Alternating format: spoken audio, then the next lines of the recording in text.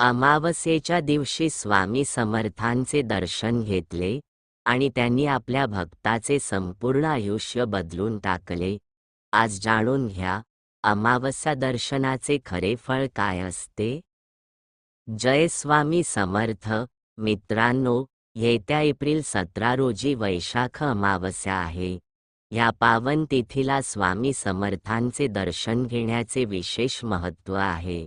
आज या व्हिडिओमध्ये आपण जाणून घेणार आहोत, अमावस्येला स्वामी दर्शन केल्याने कोणते फळ मिळते, काय करावे, काय टाळावे, आणि एका भक्ताची अद्भुत कथा जी तुमचे मन हलवून टाकेल.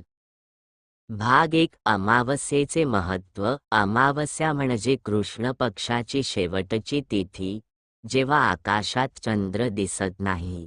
या दिवशी पितृलोकातून आपले पूर्वज पृथ्वीवर येतात असे शास्त्र सांगते.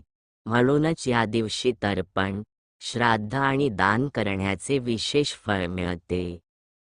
पण जे भक्त या दिवशी स्वामी समर्थांचे मनोभावे दर्शन घेतात, त्यांच्यावर स्वामींची कृपा दुप्पट होते असे सांगतात जुने भक्त. का? कारण स्वामी समर्थ हे साक्षात दत्तगुरूंचे अवतार आहेत आणि दत्त म्हणजेच पितृशक्तीचे प्रतीक. भाग 2. अमावस्या दर्शनाची फळे. स्वामींच्या भक्तांनी अनुभवलेली फळे पाहूया. पहिले फळ, पितृदोष निवारण. ज्यांच्या कुंडलीत पितृदोष आहे, त्यांनी अमावस्येला स्वामींचे दर्शन घेऊन श्री स्वामी समर्थाय नमः चा जप केल्यास पितर शांत होतात आणि घरात सुख समृद्धी येते. दुसरे फळ, रोगनाश. स्वामींनी अनेक भक्तांचे असाध्य रोग बरे केले. अमावस्येला त्यांचे दर्शन घेऊन उदबत्ती ओवाळल्यास शरीर आणि मनाचे आरोग्य लाभते. तिसरे फळ, आर्थिक संकट दूर होते. गरीब, कर्जबाजारी भक्तांवर स्वामींनी या तिथीला विशेष दया केल्याच्या कथा आहेत. मनापासून प्रार्थना केल्यास आर्थिक मार्ग खुला होतो. चौथे फळ, कौटुंबिक कलह शांत होते. घरात भांडणे, ताणतणाव असल्यास अमावस्येला स्वामींसमोर तुपाचा दिवा लावा, शांती येईल. पाचवे फळ, मनोकामना पूर्ण होते. स्वामी म्हणाले होते, भय नाही, आम्ही आहोत. अमावस्येला त्यांचे दर्शन घेणाऱ्या भक्ताची कोणतीही इच्छा व्यर्थ जात नाही. भाग 3. भक्ताची कथा. आता मी तुम्हाला एका भक्ताची सत्यकथा सांगतो. पुण्यातील रमेशराव. घरात आजारपण, नोकरी गेलेली, कर्ज डोक्यावर, अनेक देवळे फिरले, पण उपयोग नाही. एका वृद्ध बाईने सांगितले, बाळा, अमावस्येला अक्कलकोटला जा. स्वामींच्या चरणी डोके टेकव, ते रिकाम्या हाताने कधी परतवत नाहीत. रमेशराव गेले. त्या अमावस्येला स्वामींच्या समाधीसमोर बसले, ढसाढसा रडले.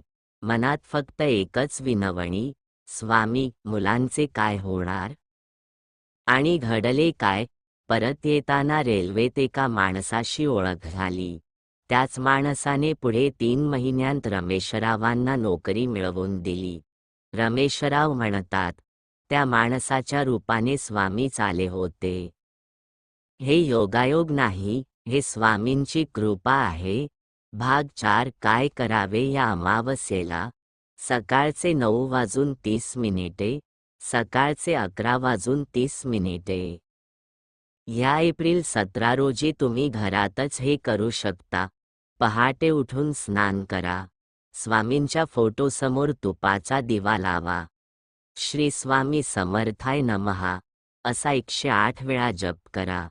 पितरांसाठी तर्पण करा किंवा ब्राह्मणाला अन्नदान करा. शक्य असल्यास गाईला गूळ, रोटी द्या. संध्याकाळी श्री स्वामी समर्थ स्तोत्र म्हणा. क्लोजिंग. सकाळचे 11:30, दुपारचे 12:30. मित्रांनो, अमावस्या म्हणजे अंधार नाही. अमावस्या म्हणजे स्वामींच्या कृपेची सुरुवात आहे. या तिथीला स्वामींचे दर्शन, नामस्मरण आणि दान ह्या 3 गोष्टी केल्या तर तुमच्या जीवनातील अंधार दूर होईल आणि स्वामींचा प्रकाश येईल. जय स्वामी समर्थ. हा व्हिडिओ आवडला तर लाईक करा, चॅनल सबस्क्राईब करा आणि हे इतर स्वामी भक्तांपर्यंत शेअर करा. खाली कॉमेंटमध्ये जय स्वामी समर्थ असे लिहा.